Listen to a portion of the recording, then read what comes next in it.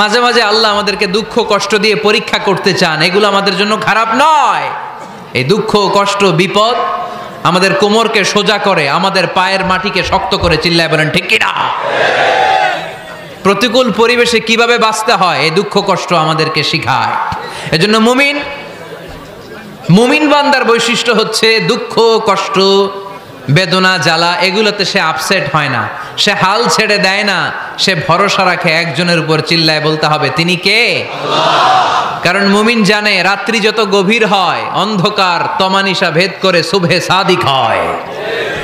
মুমিন জানে গর্ভবতী নারীর পেটের ব্যথা যেই দিন বাড়তে থাকে ওই দিনই নতুন মেহমান আগমনের সময় ঘনাতে থাকে। মুমিন জানে তার জীবনে দুঃখ কষ্ট বিপদ যত বাড়তে থাকে সুখের দিন কাছে আসতে থাকে।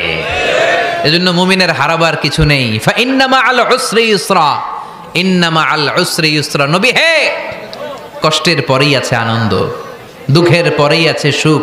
আপনি সমস্যায় পড়েছেন, ওই সমস্যার সমাধানও আছে না নাই? এই পৃথিবীতে এমন কোন সমস্যা আছে যেটা সমাধান নাই? কথা বলেন। সমস্যা তৈরি করেছে কে?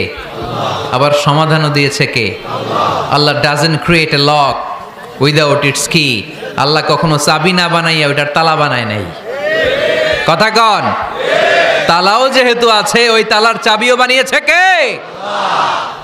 মা আনজালাল্লাহু দাআন ইল্লা আনজালাল্লাহু লাহু শিফা।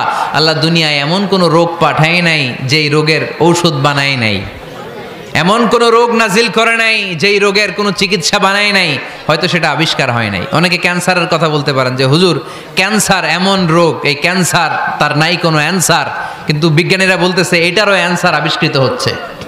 সুবহানাল্লাহ কইবেন না? কিছু কিছু ক্ষেত্রে হয়েও গিয়েছে। এজন্য দুঃখের পরেই আছে সুখ।